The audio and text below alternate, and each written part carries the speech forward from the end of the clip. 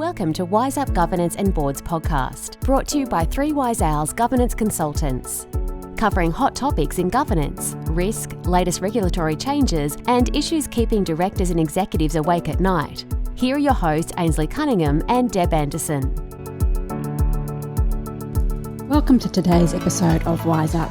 Today we are joined by Alex Hutchens.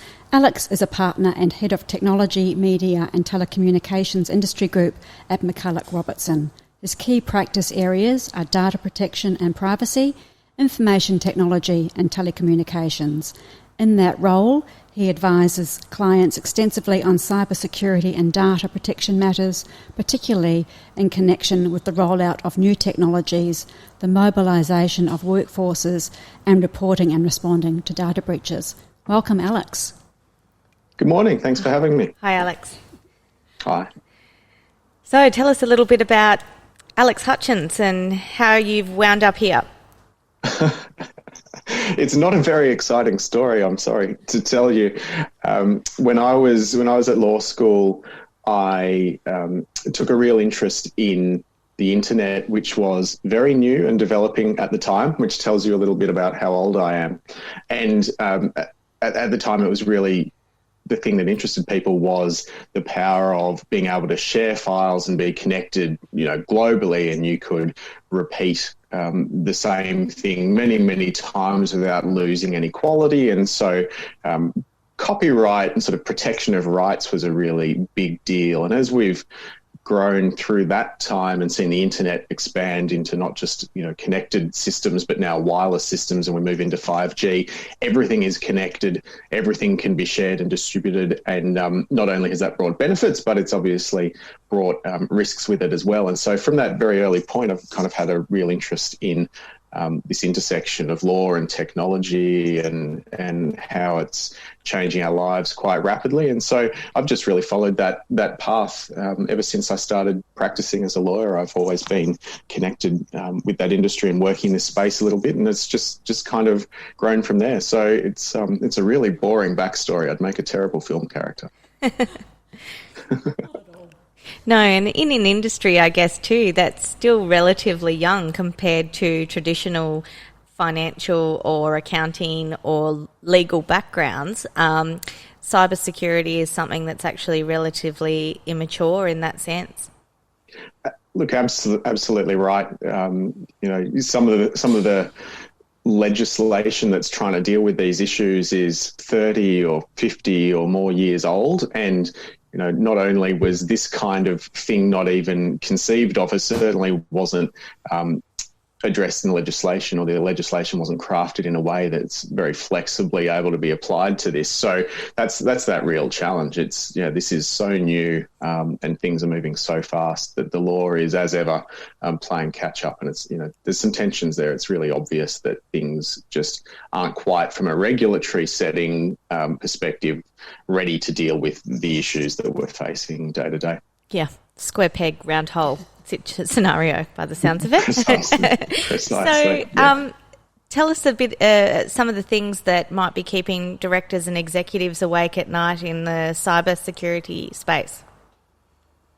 Look, I think the ever-present threat of some sort of cybersecurity incident is what's keeping directors awake at the moment, and indeed everyone throughout management teams and professional services teams alike.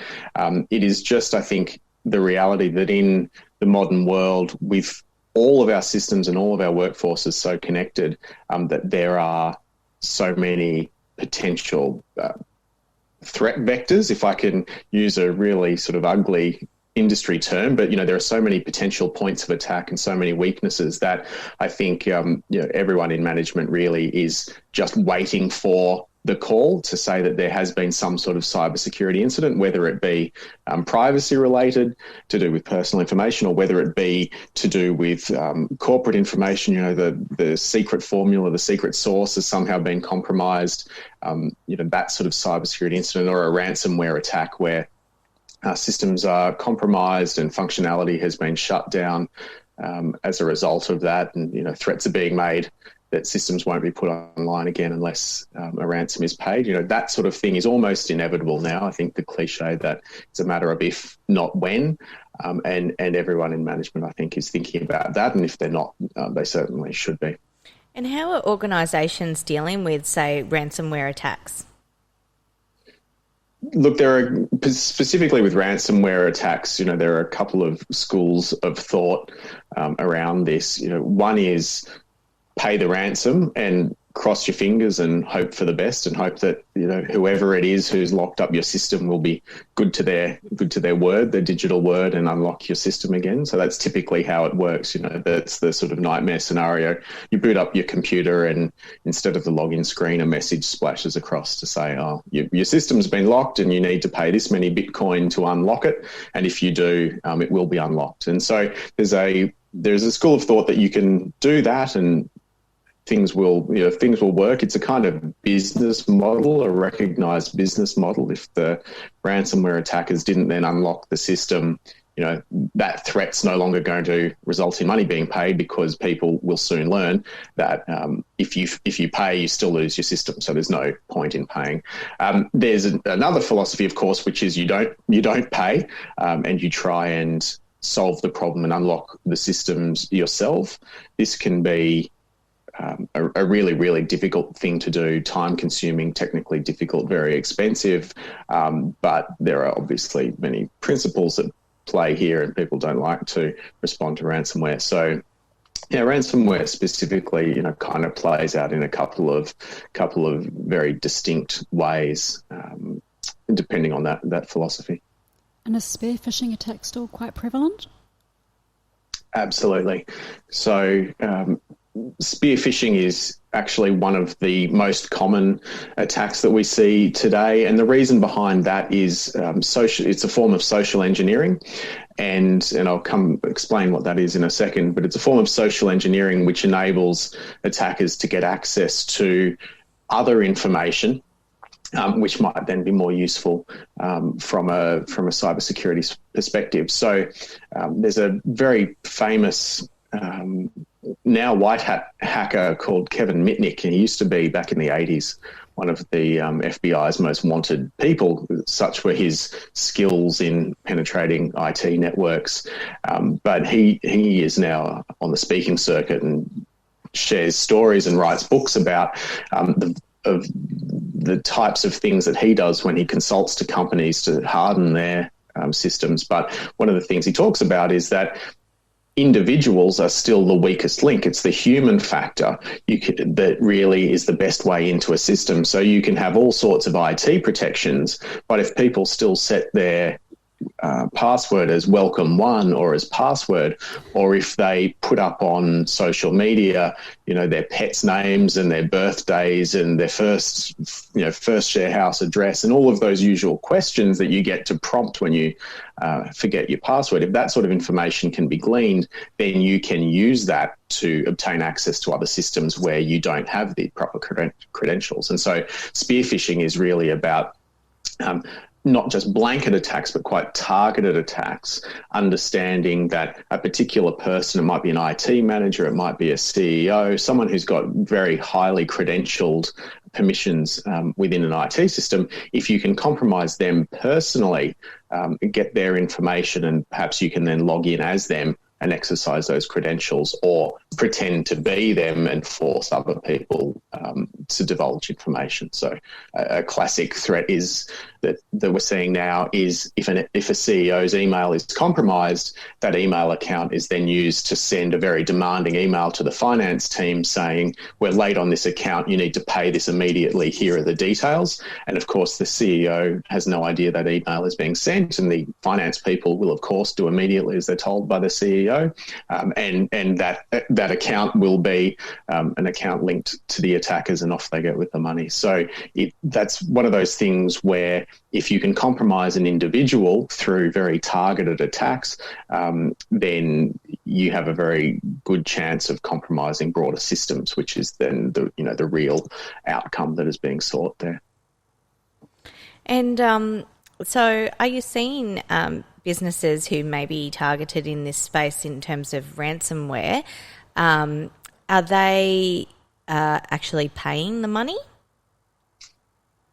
Yes, look, I have seen it. I've seen it done, or I know that people have done that. And to be perfectly honest, that is why the attack works and the model works.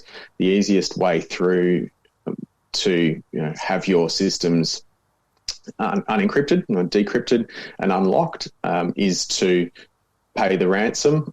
That's the deal, and you get it back. And there are reports that that does actually work. And as I mentioned earlier, that's the business model. If it didn't work, I guess very quickly that would cease to be an effective attack. Although law enforcement in particular is not particularly keen on that approach, because it does, of course, make it a more effective business model and probably will lead to greater prevalence. So there is, I think, no absolute right or wrong there, but people do pay. I've certainly heard of that happening.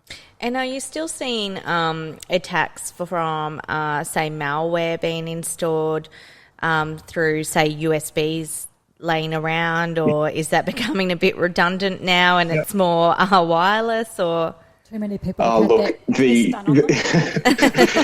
Certainly the compromised USB is cybersecurity professionals' worst nightmare, because if you think about the number of devices we have now just in our personal possession, and then you multiply that across a whole organisation, there are all sorts of, they all become individual points of vulnerability. And if you can get a USB inserted into one of those USB ports with some malware on there, then you can get access to the whole system and do all sorts of things. You can install listening devices, which then start crawling around and waiting for people to type in passwords, and they can just watch network traffic and understand what happens within that organisation and try and determine a great way to attack it.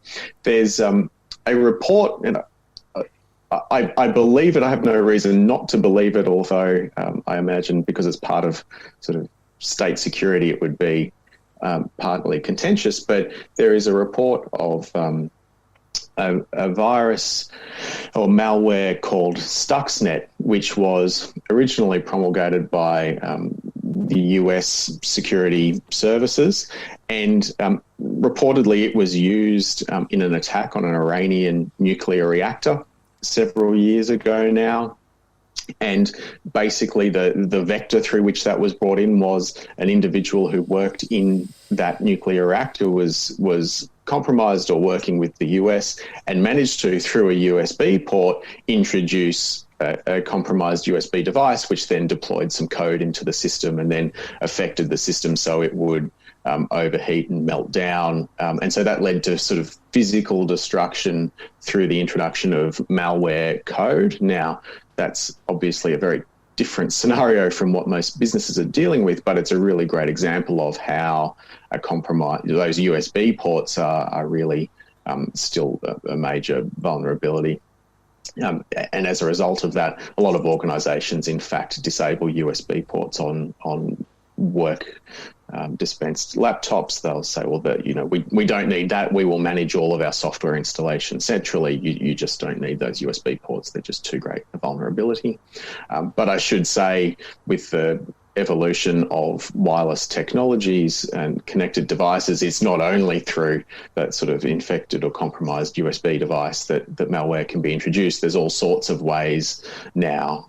Open Wi-Fi networks are another great example of a way into devices.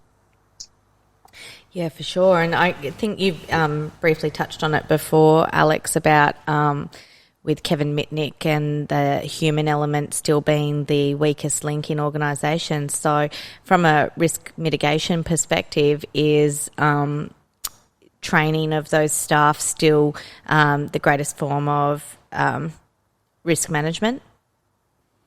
Look, I think so. Awareness is such a powerful tool here because people operate through habit, particularly in current circumstances where not only are they trying to do their job, but they're doing it in compromised circumstances from home, and they're also trying to homeschool their kids and have everything else going on as well.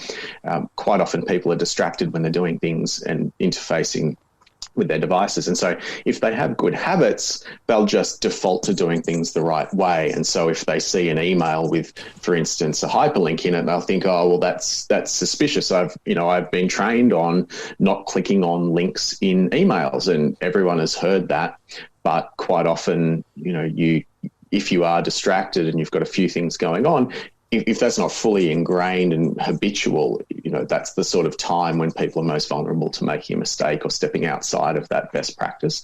And so I think not only training staff, but updating that training and doing it regularly so that it reinforces the message, and also updates it to reflect any new threats that are being seen, because this is such an evolving space. Every 12 months there is a slightly different thing or a new trend that we're seeing, and it's a great opportunity to, as I say, reinforce the message, but also update awareness to be aligned with current practices.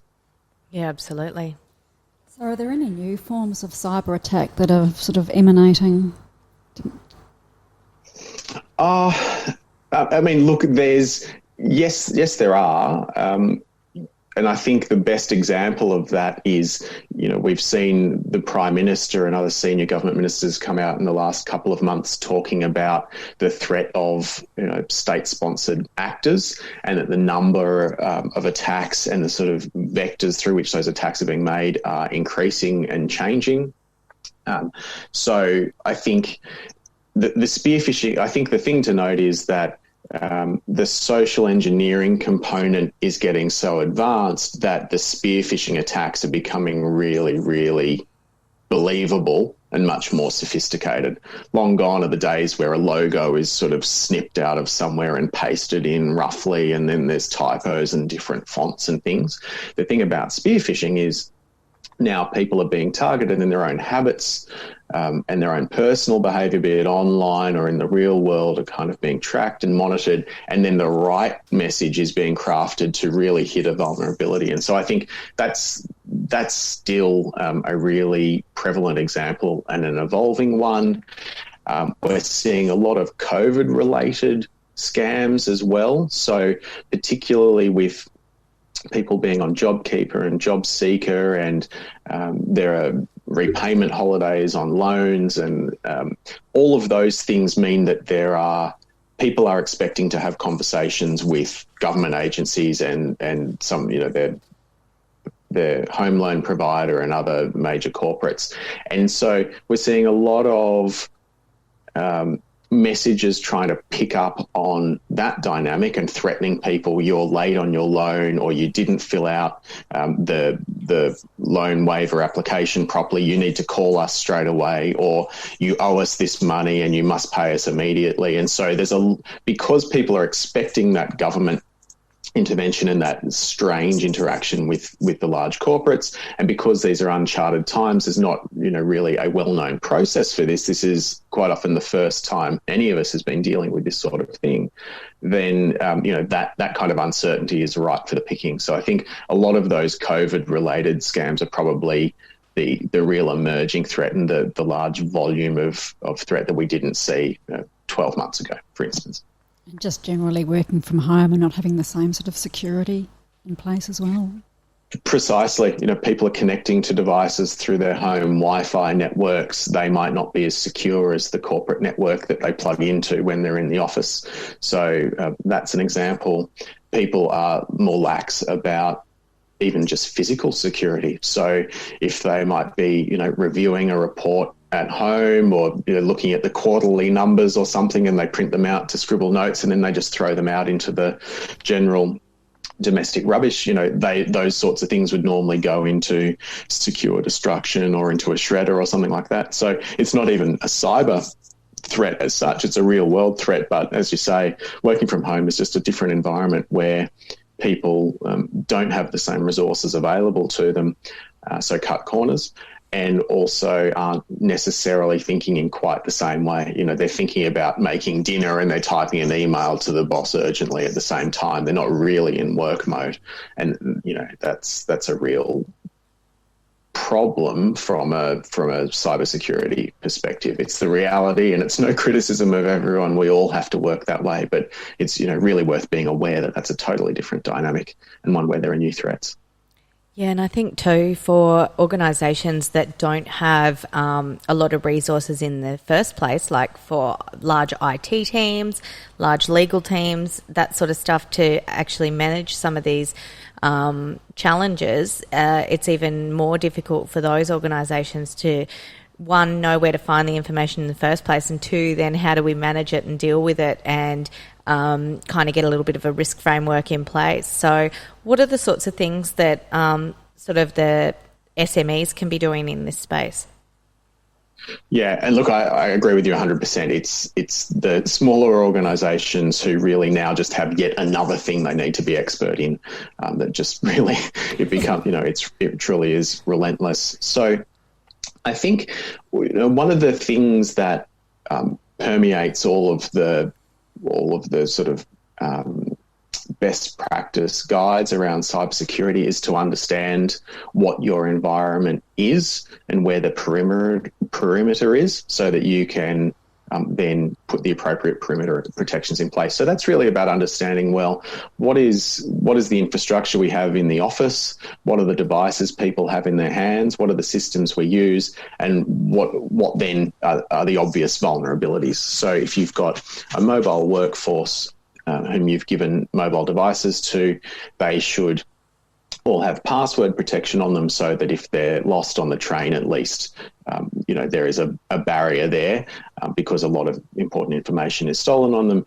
If you've got a corporate network installed in your premises, obviously you should have a firewall set up for that.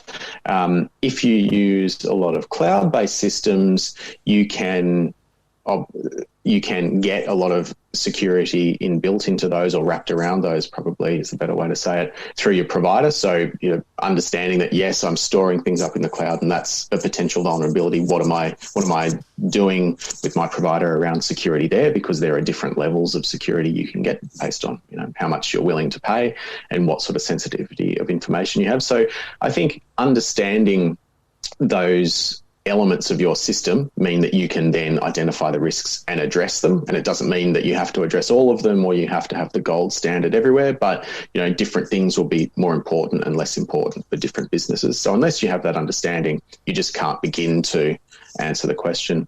And I think talking to your staff about these issues, it can be formal training if you've got the resources for that. But equally, if you're a much smaller organisation, the beauty of that is you have a much more direct connection with a higher proportion of your staff, and so you can talk to them. The staff meeting is a great forum to talk about cybersecurity issues, see what people might be seeing in their personal lives, any issues they're seeing working from home, and how they might catch themselves cutting corners or seeing problems arising. There's a degree of flexibility there which can actually become a strength as well. And I guess finally as well, there are some really good resources out there now. If you are hearing some of this and think, well, I don't even know where to start, I'm really not an IT person, and some of these terms don't even mean anything to me. Things like the Australian Cybersecurity Centre, the ACSC, is becoming much more active around education. I'm finding in the last 12 or 24 months and beyond, it's producing reports and publishing materials which are really helpful to set up frameworks and best practice kind of behaviours. And so it's worth, as a jumping off point, going to something like the Australian Cybersecurity Centre's website would be a great place to start. Yeah, they are good resource, aren't they?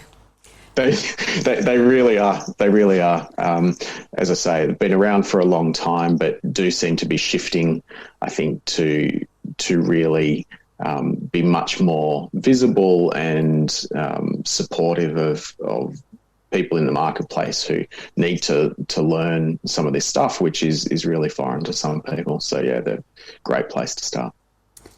So some tips, Alex, in terms of choosing passwords. Obviously, a lot of people use the names of animals, children.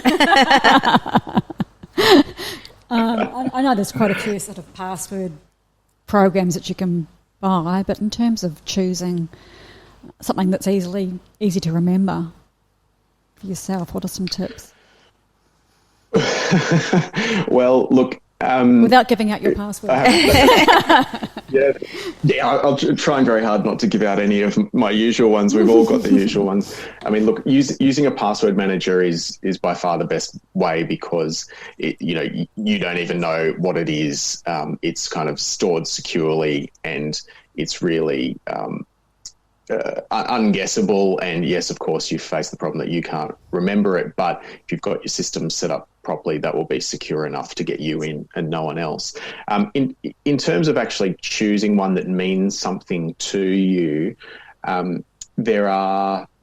we were talking about social engineering before, and one of the things is if people understand who your kids are or where you live, what football team you support, whatever it is, those things are kind of guides into, well, how can we start trying to force our way into your system by guessing passwords? So this sort of brute force attack comes from social engineering. They're educated guesses, but then other brute force attacks just run.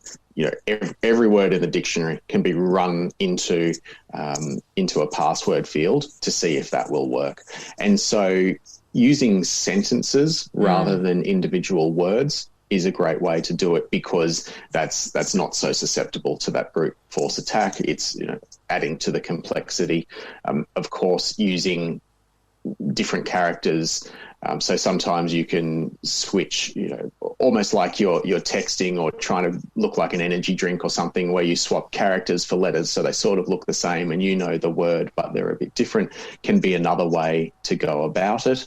And not reusing the same password across multiple platforms is important because again, going to the social engineering point, if they've managed to crack into one of your accounts, then that password will be the first one that gets tried across every other account. And if your, for instance, email has been compromised, it will be easy to tell which service providers you interface with. And so it will be possible to start checking all of those with the password that's been compromised. And so really not reusing the same password is critically important because once that gets out, likely it will be tried on so many other of your presences online.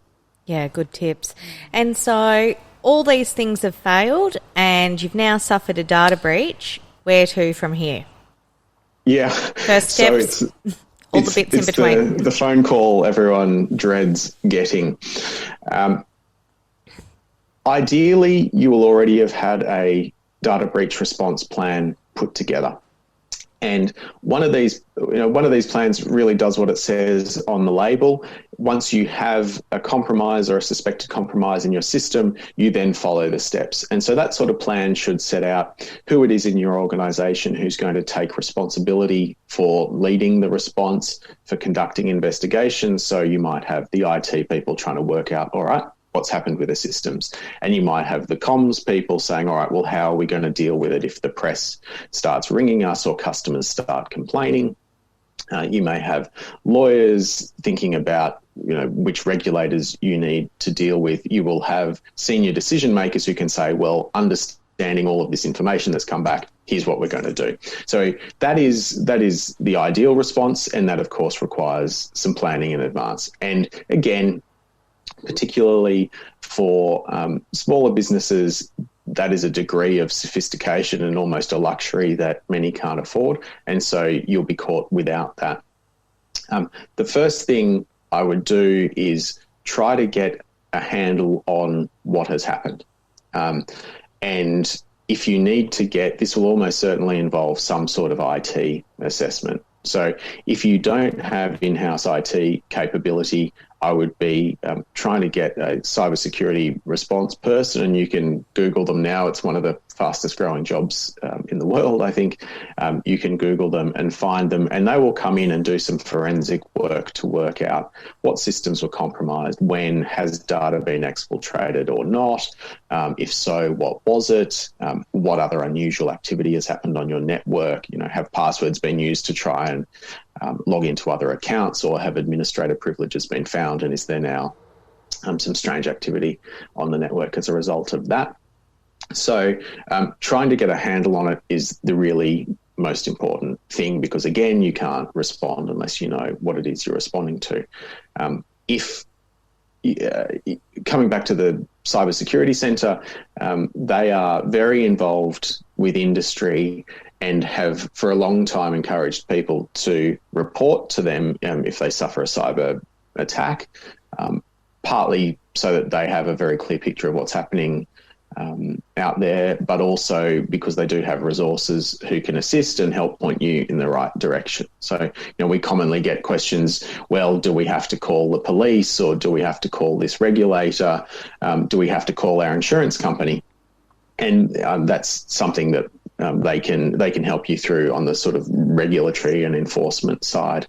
I mentioned insurance. You should hopefully also have cybersecurity insurance, which may be able to help respond to the problem and rebuild databases or defray some of the costs of dealing with it. And if you do have that, you should quite quickly call your insurer, because they'll be able to help and will themselves have some processes in place for dealing with things. We'll ask questions that will guide your response to it. So they're kind of the practical things you can do.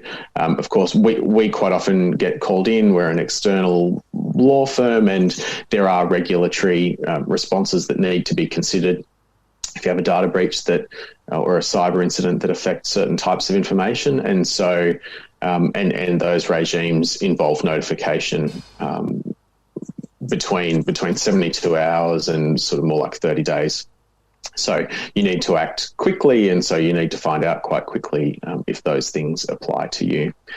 So calling in some sort of regulatory expert will be of assistance as well. Absolutely. So how do you find the dealings with, like you've mentioned, regulatory providers, presumably the Privacy Commissioner and things like that? How do you find the dealings in that space and managing the complexities of, well, obviously there'd be varying levels of degree of cyber attack and, what the sensitivity of that data looks like and the volume of it? Yeah, look, absolutely. There's every cyber attack is a bit different, and that's because every organisation is different. And look, the process from a privacy perspective, you mentioned the Australian Information Commissioner, the OAIC. They have a website set up for people to notify data breaches when they occur. And under the privacy regime, mandatory data breach notification came in early 2018, in February 2018. That basically requires you to assess whether there has been an eligible data breach, and there's a sort of two-limb test. Basically, have you lost information, has been unauthorised loss of, or unauthorised access to, or disclosure of a loss of information, or have you lost information in circumstances where that unauthorised access or disclosure could then be likely. If that has happened, so the physical thing has happened, then is there a likelihood of serious harm? And so then you have to assess, once you know you've got a breach, you have to assess, well, is serious harm likely to follow for individuals? And so that then becomes a quite complex, frankly, assessment of what information you hold, what might have been compromised, and what could be the consequences of that compromise. And that can be very different for different organisations. So obviously, if you store a lot of credit card details, bank account details, a lot of identification details, driver's licenses or something, if those things are compromised, then there's a very high risk of serious harm. It almost goes without saying, because they are so valuable from a financial fraud perspective, from an identity fraud perspective. Sometimes there are some more difficult judgments to make when it's perhaps just contact details like, name, email address. But sometimes these, which perhaps don't appear to be quite so serious on their face, can be really serious. So the telcos and social services organisations are really alive to the issue of people who might have an AVO in place or might be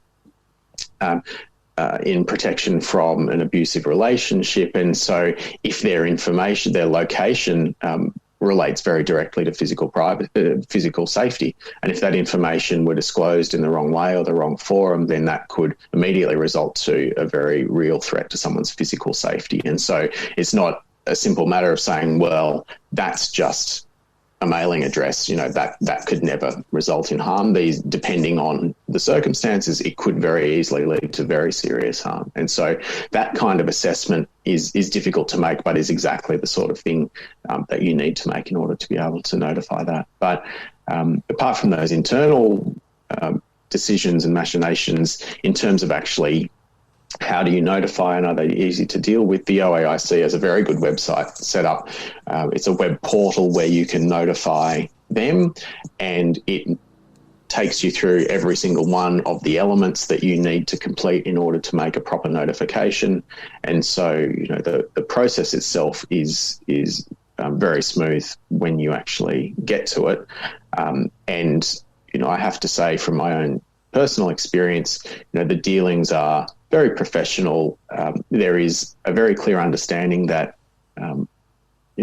data protection, privacy breaches can happen despite the best of intentions and despite great systems and really high levels of education and compliance. And so it's about it's not a punitive exercise, if I can put it that way. Yeah. So you mentioned, where it might just be an email address or an address, and who would make that assessment, say if that is actually compromise somebody's physical safety in terms of, say, witness protection or, a domestic violence situation? Who would it be? The individual whose information has been compromised to actually determine that element of threat, or because, say if you're an organisation that might not be aware of that for that individual, so you would have no visibility, no understanding. How would you then know that that's become an actual physical threat? And look, I guess that's one of the potential flaws of the system. You only have to notify individuals if you've made the assessment that serious harm is likely to result from the data breach. And so it might be that you're not aware and so make the wrong decision, or are aware and just make the wrong decision, and as a result don't notify, and the individual never is, as a result, never aware of the breach, never aware of the potential threat. So it's not interactive with the individuals in that way. The decision-making process is internal, and then once you've decided whether or not you have to notify, whether you have an eligible data breach, then you move forward and you tell the regulator and tell affected individuals. But it's very possible that you are making decisions without full information.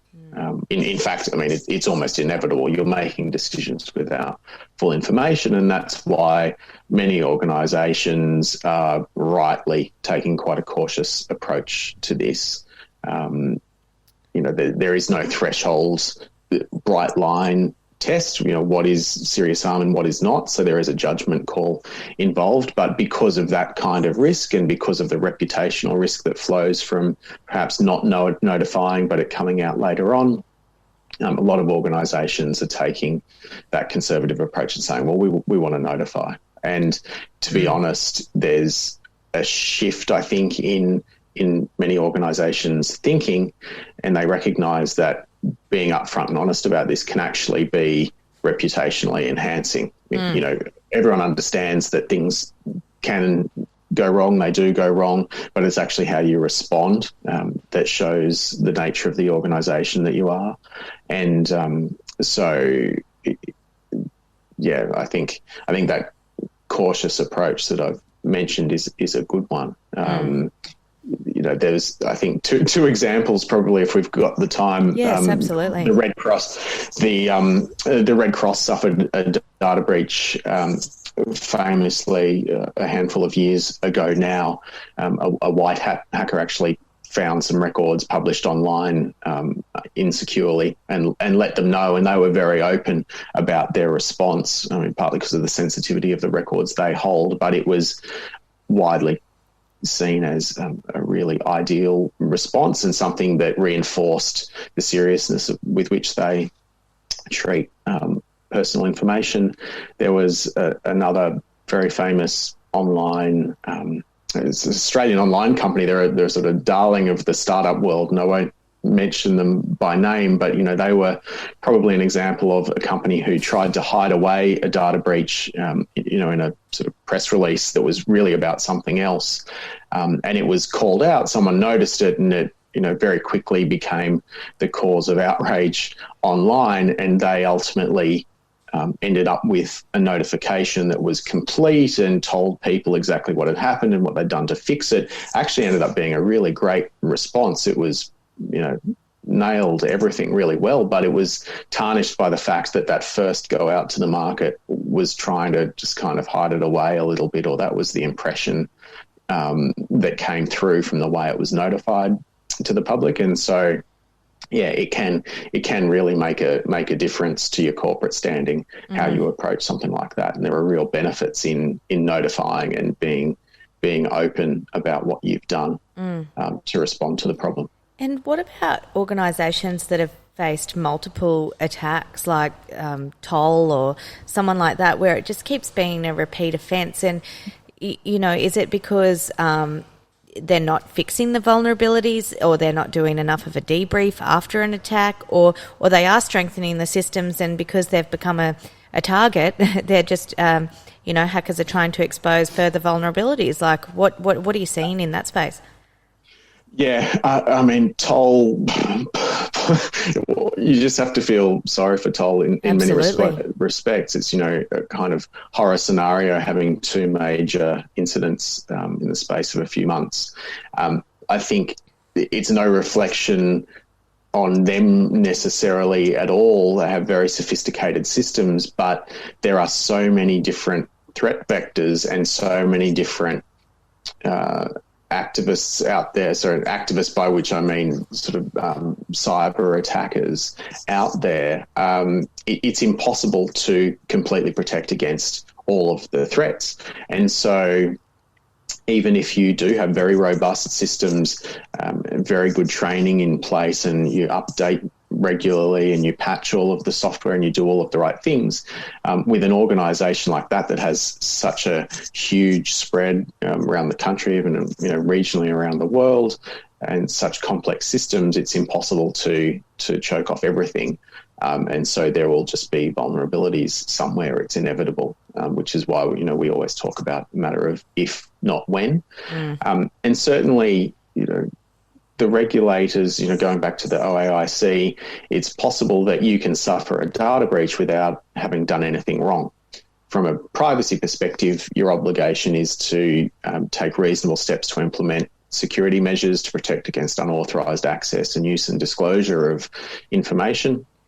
And you can do that, but it still doesn't mean that you are impenetrable from a cybersecurity perspective. And so it is possible that you have a data breach and you have to report it, but ultimately you haven't done anything wrong because you've done as much as you can, but it's not possible to be 100% secure 100% of the time, particularly because it evolves so quickly. So look, to your point, there will be incidences, I think, increasingly of large organisations that have more than one breach or notify more than one breach, and that is just because of their complexity, and also I think because of the sheer number of attackers out there trying to interfere with systems. And it might be because they are a specific target, or just because generally people are trying to attack large corporates. You can buy on the dark web. Everyone talks about the dark web, and you can get anything on there. But one of the very common commodities you can buy is sort of cyber attacks as a service.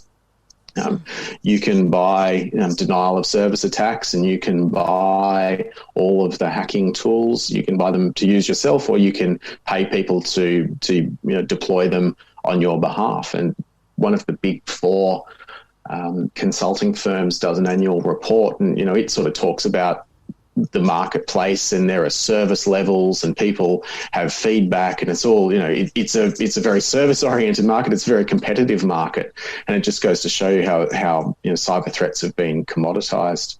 and used by organised crime and used by people who just want to, mischief makers, as it were. So I think that's the problem. It's now just an ever-present threat. And they probably want the notoriety too. The bigger the name, the bigger reputation they build for themselves, really, probably. That's absolutely right. In chat rooms and forums, there is a lot of reputation building going on around which code you've written and what you were responsible for. So are you finding that training of employees is being effective for those companies that are doing training? Is it reactionary rather than proactive? So, look, yes and no to both of those questions. There is training can be really effective. And I think that particularly around how to respond to your own personal domain, so that's email, emails with hyperlinks in them and SMSs that appear to be asking for information and login or contact details. That's very effective, and you can buy tools now that you kind of roll them out in your organisation, and they do mock attacks, and they see how many staff respond to them, and they have click-through rates, and then they provide a report, and you can kind of see what the level of compliance is. Again, there's the human element. So I've heard of training sessions in very large corporates, very comprehensive, but then if you put a USB out that's got some, if it says redundancies 2020 on it or something like that, the human factor means that someone will definitely pick up that USB and definitely be interested in what's on there. And so, that sort of training people that no matter what the USB looks like, you shouldn't be putting it into your computer, for instance, as one example. You've still got to overcome that human element. So the training needs to be really effective to overcome that curiosity. But too often, I have to say, a lot of large organisations do very sophisticated training like that, and on a regular basis. Every 12 months, it's part of your ongoing training, just like appropriate workplace behaviour or something like that. You just roll it out every 12 months and update it. Again, easier in larger organisations, bigger budgets. People can spend more time devoted to doing that sort of thing. Smaller organisations, I do see it tends to be more reactive, and that's just a function of everything that small businesses are having to deal with at once. And that sort of more sophisticated proactive training is not something that time permits and money permits amongst everything else always. So, I see a real mixture out there. All right. Well, thank you so much, Alex. And I think that's about all we have time for today. But before we wrap up, is there any sort of top tips that you want to leave our listeners with today? Yeah, look, we've just been talking about training, and I really do think having an increased level of staff awareness, from the CEO, who are quite often the worst cybersecurity vulnerabilities in an organisation, right through to the bottom. Having that training and awareness is really important. I would say put some time into understanding what your cybersecurity posture looks like. So what is your perimeter? What devices do you have? What systems do you have? And how might you harden that perimeter is really important.